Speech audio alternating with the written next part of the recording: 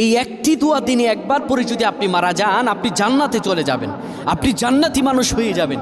এই একটি দোয়া যদি আপনি দিনে একবার পরে মরে যান, আপনি সাথে সাথে জান্নাতে চলে যাবেন। মরতে দেরি হবে, জান্নাতে যেতে দেরি হবে না।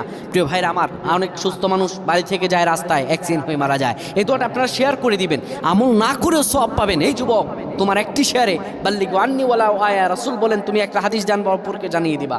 বাড়ি থেকে এগুলো মা বোনদের কাছে আপনারা শেয়ার করে দিবেন। আল্লাহ তাআলা ফজিলত দান করবেন, মনের সব আশাগুলো পূরণ করে দিবেন।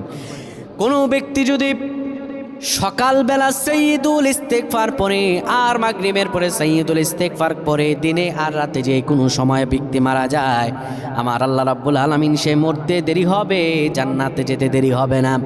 দোয়াটা হলো আল্লাহুম্মা আনতা রাব্বি লা ইলাহা ইল্লা আনতা খলাকতানি ওয়া আনা আবদুকা ওয়া আনা আলা হাদিক ওয়া ওয়া'দিকা মাসতাতা'তু আউযু বিকা মিন শাররি মা সানা'তু।